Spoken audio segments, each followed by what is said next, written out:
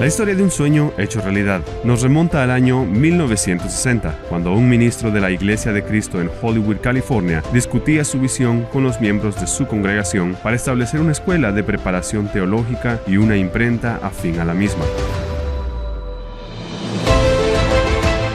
Dios había colocado en el corazón del ministro predicador Harris Lee Goodwin el deseo de establecer un lugar en donde jóvenes procedentes de varias naciones pudieran prepararse para servir en el reino del Señor.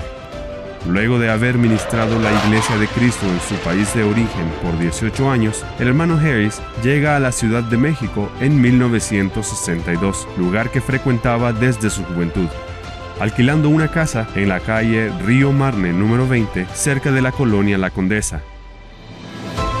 En 1963, el hermano Goodwin establece la reconocida editorial La Voz Eterna, siendo sus compañeros de editorial John Matz y Helen Brandon.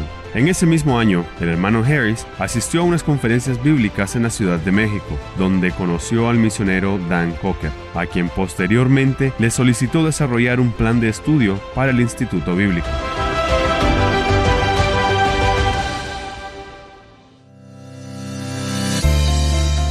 Fue así que, en 1964, luego de haber trabajado por 2 años buscando docentes y personal administrativo, inicia su funcionamiento el Instituto Leta Baxter, en honor a la señora Leta Thompson Baxter, esposa de Elliot Baxter, anciano de la congregación donde ministraba el hermano Goodwin. Ella se destacaba por su amor a la juventud, brindando un espacio en su casa para que ahí se pudiera atender a los jóvenes de su congregación. Los primeros estudiantes fueron Arnoldo Mejía, Carlos Elizondo, José Luis Alvarado, Armando Hernández, Jacobo Chalco, Luis Felipe Martínez y Cuitláhuac Cepeda. Después se fueron anexando David Esparza, Israel Flores, Jorge Membreño, Jesús Roberto Batista y otros. Entre los nombres de la facultad figuraban Gabino Rico, Pedro Rivas, Jerry Hill, Ignacio Huerta, Carl James y otros profesores visitantes. Después de varios meses de funcionamiento del instituto, una propiedad en venta se pudo adquirir, gracias al apoyo de la Iglesia de Cristo West End, ubicada en Nashville, Tennessee, y la Iglesia de Cristo Garden Oaks, ubicada en Houston, Texas. Dicha propiedad se ubicaba en la Colonia Condesa, 13 de septiembre, número 26. Con un edificio colonial muy interesante. Bueno, para uno que iba de provincia y de clase baja, pues era impactante ese lugar para mí, al menos para mí. Tenía 2 plantas y una tercera para la biblioteca,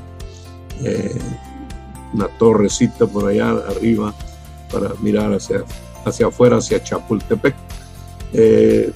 Era muy interesante, era muy acogedor, era un lugar espléndido, maravilloso. Sin embargo, las dificultades no se hicieron esperar, pues las autoridades mexicanas de aquel tiempo serían ahora el principal obstáculo, pues había en ellas un sentimiento poco colaborativo para asuntos religiosos. Los estudiantes procedentes de varios países de Latinoamérica ingresaron al país mexicano como estudiantes de la Universidad Nacional Autónoma de México o universidades afines a esta para poder realizar sus estudios teológicos. Bueno, estudiamos solamente de lunes a viernes desde en la mañana íbamos a escuelas seculares. ¿Sí? Mi generación y la anterior, creo, y no sé si la posterior también, a la mía, íbamos en ese tiempo yo estaba ya en la preparatoria, íbamos a una academia, ¿sí? Se llamaba Academia Hispano-Mexicano. El estudio era desde las 7, creo, 7 de la mañana, 8, hasta las 2 de la tarde, 1 de la tarde. Y después, ya en la tarde, después de comer, eran las clases bíblicas.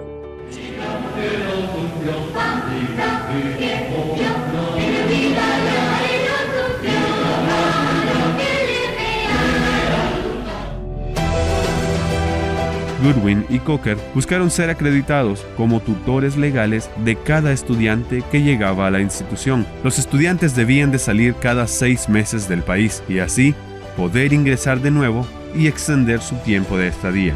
Todo ello sumó el deseo de trasladar el instituto a un nuevo lugar que presentara las garantías legales y protección a los estudiantes. En un verano de 1977, Harris Goodwin comenzó una nueva travesía, visitando los países de Centroamérica para decidir el futuro de la institución. Costa Rica no mostró interés a la organización religiosa, pues ya contaba con muchas misiones. En Nicaragua, el gobierno de Somoza ofreció todas las garantías para el traslado y tierras gratis, pero la situación política era tensa. Guatemala igualmente abrió las puertas, pero contaba con problemas políticos internos y un terremoto había devastado la capital un año anterior. El Salvador también ofreció todas las garantías, pero también contaba con sus propios conflictos internos. Es así como Honduras, a pesar de sus limitaciones sociales, presentó la seguridad y las mejores garantías que se necesitaban en ese momento. La capital de Honduras, Tegucigalpa, sería la nueva sede del Instituto Baxter, en donde se adquirió un extenso terreno, el cual era propiedad de un general de las Fuerzas Armadas de Honduras de apellido alemán. El hermano Luis Medina envió una notificación tanto a la Iglesia de Cristo en Barrio Mejía en La Ceiba, también a la Iglesia de Guanacaste y también la Iglesia de Barandillas en San Pedro Sula. Nos enviaron una nota y también nos llamaron por teléfono. Y venimos, yo recuerdo que venimos un grupo de La Ceiba como de 5 personas. En el terreno de lo que es Baxter estaba Celo, el edificio Celo que llamamos nosotros ahora, y también el edificio de Vicón, donde está Vicón, que antes era el dormitorio de los solteros, que habían casados, pero vivían fuera. Entonces también existía el edificio de adobe en la clínica, lo que era el área de la clínica. Así que eran 3 edificios, más la casita que existía aquí pegado al parqueo. Había una casita ahí que también era de adobe, donde vivió el hermano Roberto Mondragón y su esposa. No fuimos mucho, pero habíamos creo que unas 10, 12 personas trabajando, ayudando a la limpieza del techo, que tenía muchos árboles nacidos en el techo, como era de teja, y limpiamos toda la parte de los pisos y reparamos los baños y pintamos y dejamos ya instalado, listo para que empezara el instituto su labor acá en Tegucigalpa.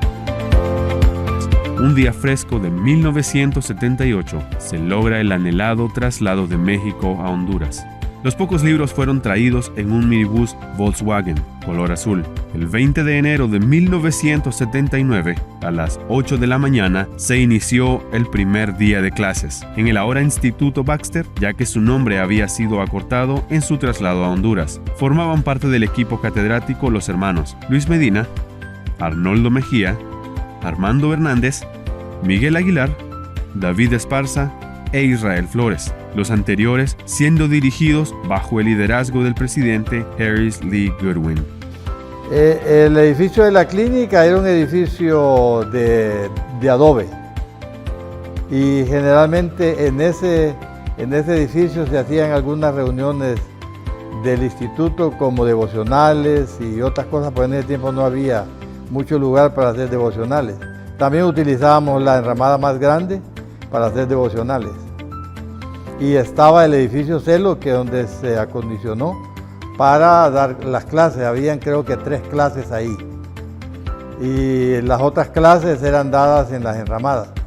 Las 3 enramadas se mantenían diariamente totalmente limpias porque era un lugar para dar clases. La cocina estaba en Celo, dentro de Celo. Y también en el espacio que tiene Celo hay un espacio en medio. En ese espacio era el lugar del comedor. No existía una biblioteca de grandes dimensiones en ese tiempo. Habían unos cuantos libros en un lugar pero también existía una máquina para tirar el curso celo, un pequeño mimeógrafo para que se tiraban las hojas. Entonces eso lo ocupaban para tirar todo el material de celo y enviarlo a las iglesias. Y ahora en existente el edificio de Vicón, que era donde se instaló los nuevos muchachos, en ese edificio era el dormitorio. Ahí estaban las camas de 2 pisos y ahí vivían los muchachos.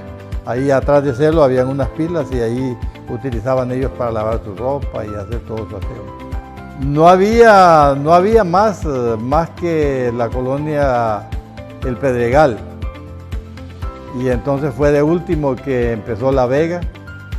No había mucha gente por acá. Era un lugar bastante apartado en ese tiempo. Todo Sinaí, todo eso no existía. Fue hasta después que empezó a llegar las urbanizaciones como La Vega y ahora esta que está al lado de nosotros. Fue un tiempo hermoso iniciando Baxter. Por eso es que yo amo tanto esta institución, porque lo conozco hace años. Poco a poco el Instituto Baxter llegó a bendecir no solo al nuevo país donde funcionaba, sino a toda Latinoamérica por medio de sus egresados. 60 años han pasado desde que el sueño inició. Hoy la facultad, los estudiantes, el personal administrativo, sus diferentes empleados y más de 600 egresados distribuidos por toda América. Celebramos esta loable labor, cumpliendo con el mandato de nuestro Señor Jesucristo de ir y predicar el Evangelio. Esta historia continuará.